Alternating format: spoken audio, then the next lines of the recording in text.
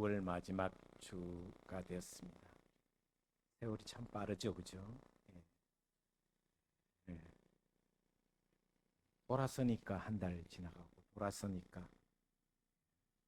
돌아서면 설교 준비해야 하고, 돌아서면 또 예배 드려야 되고, 이렇게 목회자는 항상 돌아서면 설교, 돌아서면 금요기도회, 수요예배, 새벽기도회 매일매일 이어지는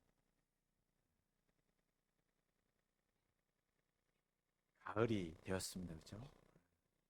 낮에는 아직 조금 더위가 있지만 그래도 가을이 성큼 오는 것 같습니다. 이번 주에는 좀 새벽은 15도까지 내려간다고 하니까 좀 추워질 것 같습니다. 감기 조심했으면 좋겠습니다. 특별히 우리 바이러스에 약한 분들은 독감 주사 빨리 좀 맞았으면 좋겠다. 네, 저도 맞을게요. 예. 음, 여러분 여기 옆에 십자가가 있는데 여러분 예수님이라는 이름을 들으면 여러분 어떻습니까? 여러분의 마음에 십자가를 보면 매일 보는 십자가, 매주 보는 십자가 정도로 흔한 게 온통 거리마다 교회마다 십자가가 있지만 매일 보는 십자가 그저 그렇습니까? 아니면 예수 그리스도 십자가 그것을 보거나 이름을 들으면 내 마음에 정말 감동과 감격과 뜨거움이 종종 있습니까? 아니면 너무 무뎌져서 이제 신앙생활 한 30년 하니까 그저 그렇습니까? 여러분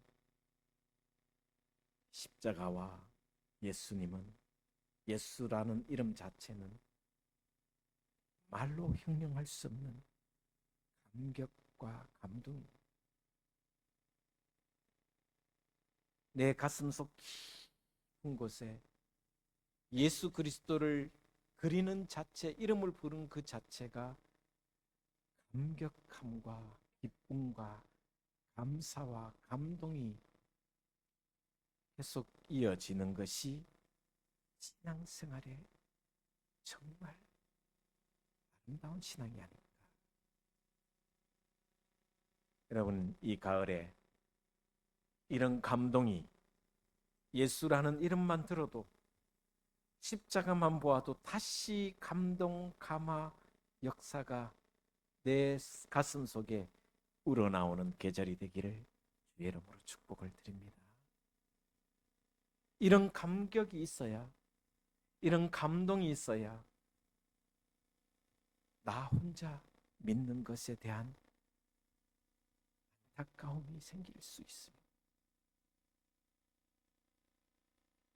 값없이 그저 주어진 은혜, 그 은혜를 생각하니 이 북받쳐 오는 이것을 견딜 수가 없으면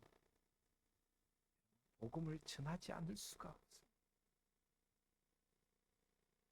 바울의 고백처럼 내가 복음을 전하지 않으면 내게 화가 미칠 것이다라고 고백합니다.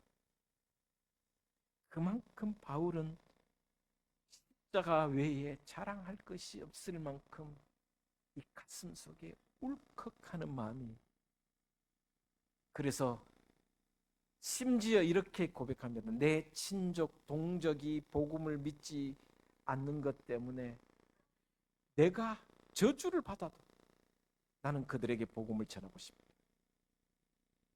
내가 저주받아도 내 친척, 이웃, 가족이 하나님의 복음을 맛보았으면 좋겠다. 이런 감격이, 이런 감동이 구원에 대한 확신과 그 은혜에 대한 기쁨과 감격이 이 가을에 다시 회복되어지기를 주님의 이름으로 축복을 드립니다. 그 감격이 있으면 사명감이 불타오를 수밖에 없습니다. 사명감이라는 것은 땅 끝까지 이르러 내 증인이 되라는 주님의 명령입니다. 내가 받았던 그 황홀했던 구원에 대한 감격이 저 밑바닥에서 다시 우러나온다면 사명에 불타오를 수밖에 없다는 것입니다. 그래서 지난주에 새생명 축제 선포식을 했고 오늘부터 다시 새신자 봉헌과 작정을 하기로 우리가 계획을 합니다. 성경에는 두 가지 명령이 있습니다. 크게 문화 명령. 하나님이 천지를 지으시고 아담과 하와에게 명령한 것이 뭐냐면 이렇게 말씀하셨습니다. 생육하고 번성하여 땅에 충만하라. 땅을 정복하라. 모든 생물을 다스리라. 이것은 문화 명령입니다. 또 신약에서 가장 중요한 명령은 복음의 명령입니다. 그러므로 너희는 가서 모든 족속으로 제자를 삼아 아버지와 아들과 성령의 이름으로 세례를 주고 내가 너희에게 분부한 모든 것을 가르쳐 지키게 하라. 볼지어다 내가 세상 끝날까지 너희와 항상 함께 있으리라 하시니라. 할렐루야. 이것이 복음의 명령입니다. 태신자를 작정하고 그리고 태신자를 하나님께 봉헌하는 이 모든 이것은 바로 문화 명령과 복음 명령에 순종하는 길이다 라고 말씀해 주고 있습니다. 태신자 작정하는 거 쉽지 않습니다. 해보면 어렵습니다. 저도 지금 이미 2명을 작정했습니다. 장재혁, 곽홍영 두 사람 작정했습니다. 제가 거의 한 30년 가까이 전도했던 친구가 곽홍영이라는 친구. 서재 있을 때 가끔 나는데 안 나오고 더 많이 지금 작정을 하려고 저도 계획하고 있습니다.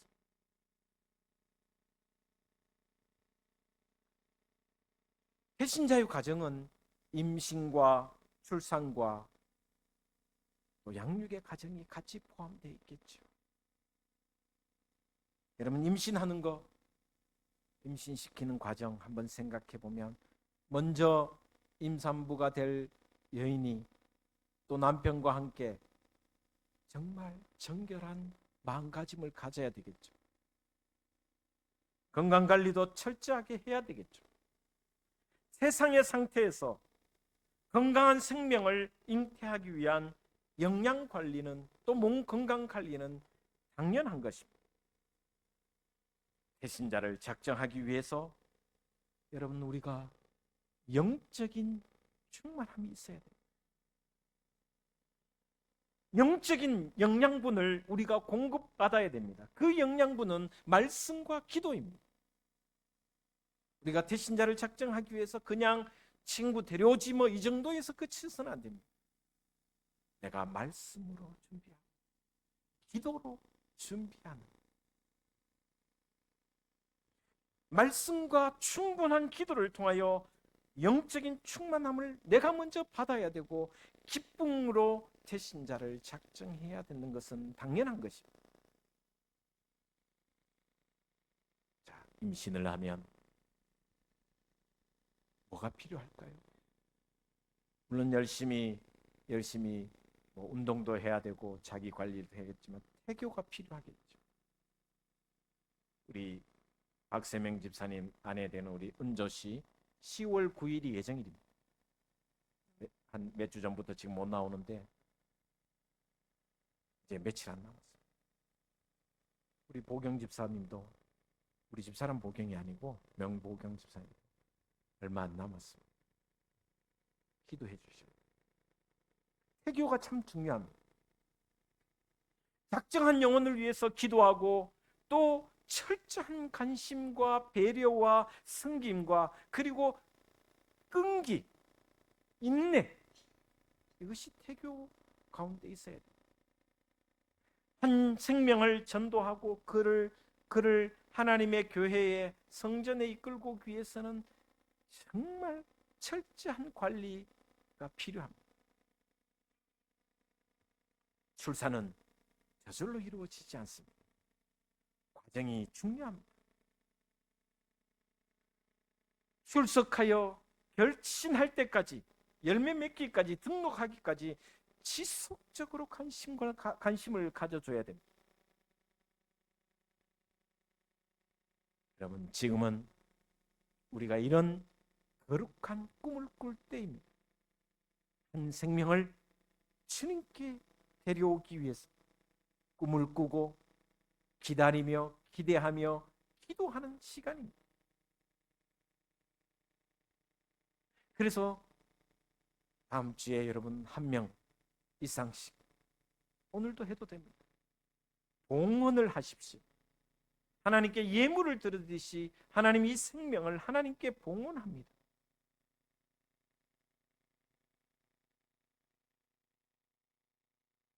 오늘 본문은 마가복음 6장 오병이어의 기적의 내용입니다. 이 기적의 내용을 통해서 우리가 사명자로서 어떻게 복음을 증거해야 되는가에 대한 이야기를 잠깐 나누려고 합니다.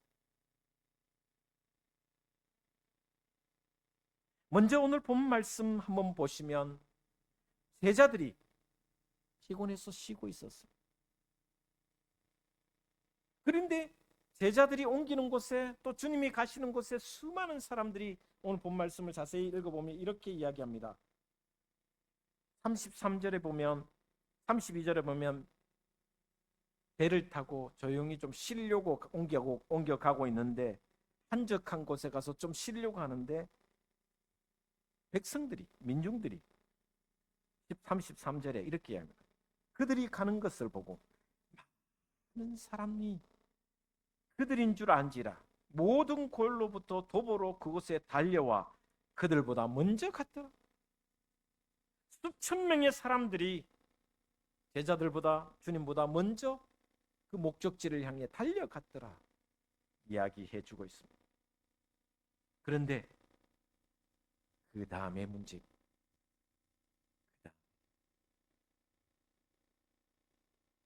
제자들은 한적한 곳에 좀 쉬려고 합니다. 사람들이 몰려왔습니다. 그리고 제자들은 그 군중들과는 상관없이 한가하게 좀 쉬고 있었습니다. 그동안 너무 무리했기 때문에 쉼이 필요했습니다. 예수님도 마찬가지 그동안 엄청나게 달려왔습니다. 쉬고 싶었습니다. 그런데 수많은 사람들이 몰려왔습니다. 제자들은 쉬고 있었지만 예수님은 오늘 34절에 이렇게 기록하고 있습니다. 이 34절 같이 한번 읽어보도록 하겠습니다. 시작. 예수께서 나오사 그 무리를 보시고 그 목자 없는 양 같음으로 인하여 불쌍히 여기사 이에 여러 가지로 가르치시더라. 여러분, 제자들의 눈은 사람들을 보았지만 불쌍히 여기는 마음이 없었습니다. 목자 없는 양 같은 그 무리를 향하여 긍휼히 여기는 마음이 없었습니다. 그러나 예수님의 눈에는, 예수님의 그 마음에는 저들을 향한 긍휼의 마음이 그 가슴 속에서 우러나오기 시작했다 이야기하고 있습니다. 이것이 너무나도 중요해요. 복음 전파는, 복음의 명령에 가장 중요한 것은 내가 믿지 않는 사람을 만나면, 내 가까운 친족과 내 가까운 친구를 만나면 긍휼의 마음이 내 속에서, 그 시선이, 그를 바라보는 시선이 옛날 말로 가련한 마음, 가련한 마음, 가엾고 연민의 정이, 영혼의 죽어감에 대한 그 가련한 애잔한 마음이 예수님 마음속에는 긍휼의 마음, 불쌍히 여기는 마음이 예수님 가슴 속에서 일어났다는 것입니다. 이것은 생명의 원리입니다. 왜냐하면 분명히 살아있지만, 육신은 살아있지만 그 영혼은 죽은 것이 보여야 된다는 것입니다. 분명히 호흡하고 있고 같이 생활하고 있지만, 그러나 주님의 마음속에는 그 사람을 바라볼 때 영혼이 죽은 영혼으로 보였다는 것입니다. 생명이 없는 자, 영적인 실상은 죽은 자로 보였다라는 것입니다. 불신 남편, 불신 아내, 믿지 않는 자녀들, 가까운 친구,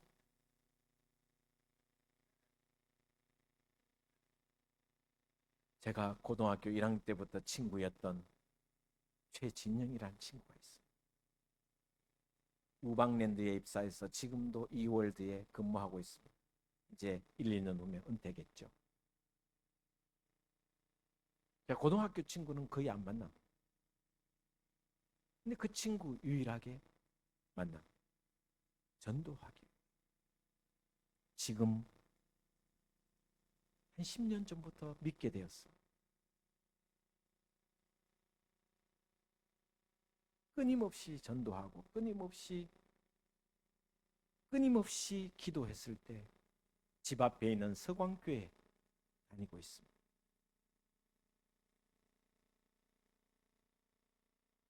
그리고 제가 지금 기도문을 보내면 한 번도 빠짐없이 이 목사 고맙다, 감사하다, 아멘이라.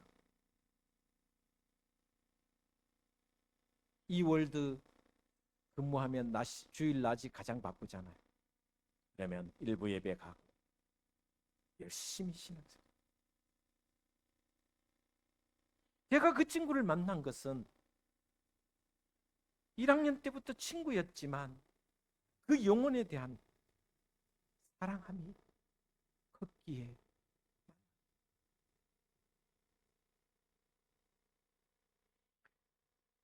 영혼에 대한 가련함이, 애잔함이 느껴지고 긍휼히 여기는 마음이 생기면 내 속에서 사명감이 불타오를 수밖에 없습니다. 이것이 바로 주님의 마음이셨습니다. 주님의 시선이었습니다. 여러분의 시선이 육신은 살아있으나 영혼에 대한 사랑이, 긍휼함이 더욱 깊어지고 그 영혼에 대한 사랑이 더욱 전도의 열정으로 나타나게 되기를 주의 이름으로 축복을 드립니다. 두 번째, 굶주린 무리를 보고 제자들은 이렇게 이야기합니다. 35절에 보니까 때가 저물어 가며 제자들이 예수께 나와 여짜오되 이곳은 빈들이요 날도 저물어 가니 무리를 보내어 두루 총각 마을로 가서 무엇을 사 먹게 하소서. 다른 성경에 보면 벌써 2, 3일이 지났습니다. 근데 먹지를 못했습니다. 그러니 얼마나 배가 고팠겠습니까? 제자들이 선생님, 지금 여긴 들판이고 여기에서 뭘 해줄 수도 없고 각자 알아서 해결하도록 합시다. 그러나 예수님은 각자 알아서 하도록 하지 않고 뭐라고 말씀하시냐면 이렇게 말씀 37절을 같이 보도록 하겠습니다. 시작. 대답하여 이르시되 너희가 먹을 것을 주라 하시니. 할렐루야. 너희가 먹을 것을 주어.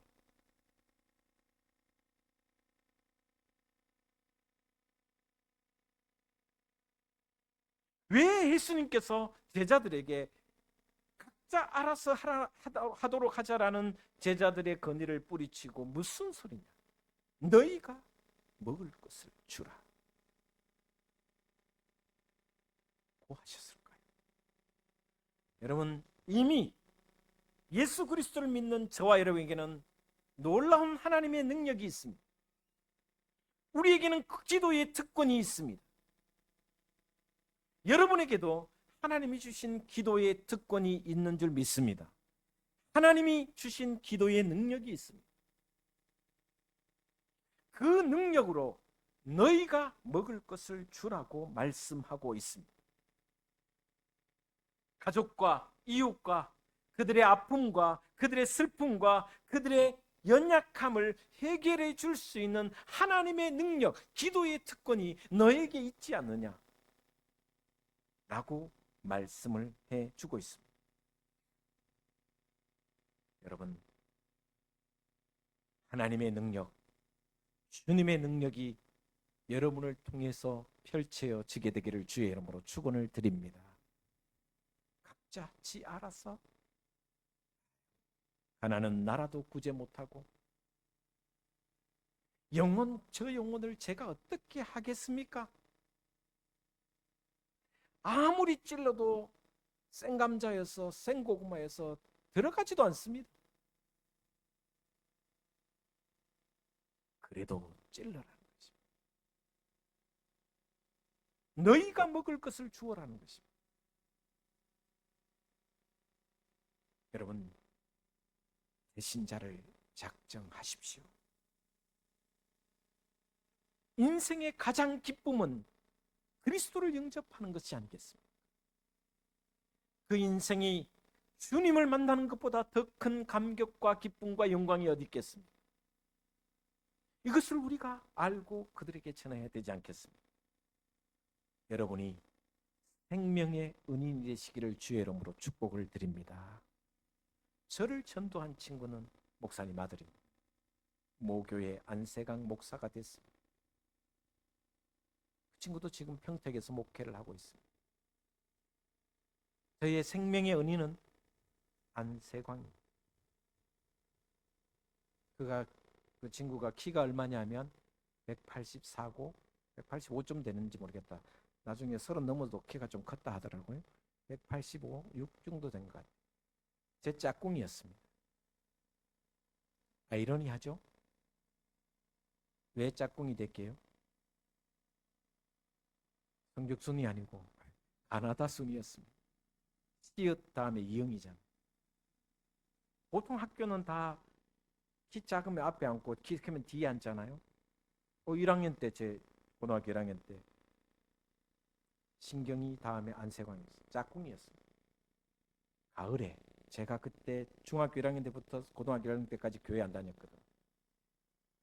가을에 놀러 가지, 저 집에 놀러 갔는데 교회인 줄 몰랐어요. 갔더니 교회더라고.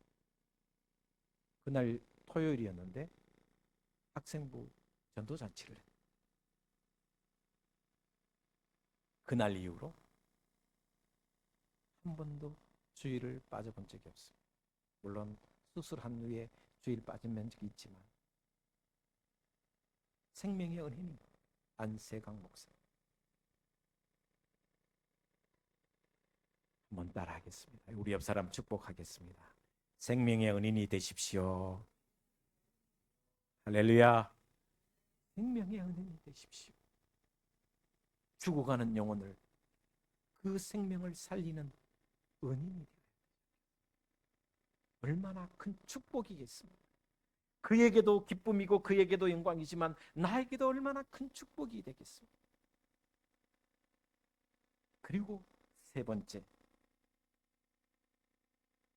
주님께서 너희에게 가진 것이 무엇이냐 물었습니다. 제자들이 찾아보니 오병이어 보리떡 5개와 물고기 2마리를 가져왔습니다. 어린아이의 도시락이었습니다. 지극히 작은 것이었지만 주님께서 축사하시니 놀라운 기적과 은혜가 있었습니다. 감사하고 기도하였더니 하나님께서 5,000명을 먹이기도 남음에 있는 12강주리가 남는 기적을 베풀어 주셨습니다. 우리는 생각합니다. 복음을 위하여 생명을 전하는 일에 뭔가 크게 기여해야, 뭔가 내게 있는 많은 것을 주어야 복음이 증거될 수 있다고 생각합니다. 아닙니다.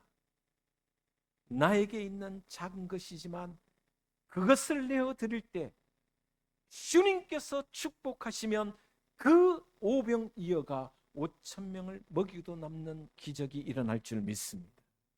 여러분, 염려하지 마십시오. 이것과 뭐 되겠나? 내가 밥 한 끼 사준다고, 선물 하나 준다고 저의 마음을 감동시키겠나? 부정적으로 생각하지 마십시오.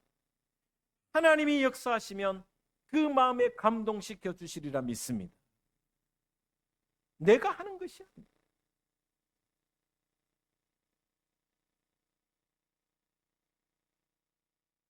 배신자를 작정하고 기도하고 기대하며 구원코자 하는 그 간절한 열정이 있다면 작은 것을 드리십시오. 자신감이 없어도, 내가 부족하다고 느껴도 드리십시오. 여러분, 어린아이의 이 오병이의 도시락이 뭔가 힘이 된다고 생각했겠습니까? 이것 가지고 뭐 되겠습니까? 안 됩니다. 상식적으로는. 이것으로 뭘 할 수 있는 게 아닙니다. 한 입에 그냥 끝나는 겁니다. 어른 한 명 목도 안 되는 것입니다. 그러나 주님 손에 들리고 주님이 축복하시며 감사하며 기도했을 때 놀라운 일이 일어났다. 이것이 기적입니다. 여러분도 한번 생각해 보시면 내가 교회에 나올 때 기적이 아니고서는 교회에 나올 수가 없습니다. 하나님을 믿는 그 자체가 기적이 아니고서는 이루어질 수 없는 것입니다. 내가 한 것이 아니고 하나님이 하시기 때문에. 마지막으로 보시면 지극히 작은 것을 드렸을 때 주님께서 축사하시고 난 뒤에 하나님의 능력을 통한 다 배불리 먹는 축복이 일어났다라고 이야기하고 있습니다. 다시 말하면 풍성한 열매가 거두어졌다라고 기록하고 있습니다. 우리 둥직교회 이번 새생명 축제 위에 여러분의 헌신, 드림이 주님 손에 들리는 가운데 있다면 분명히 다 배불리 먹고 남음이 있는 풍성한 열매가 있는 생명 축제가 되리라 믿습니다.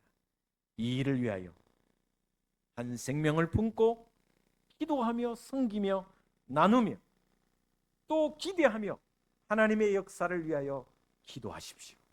분명히 열매가 있으리라 믿습니다. 기도하겠습니다. 주님 감사합니다. 생명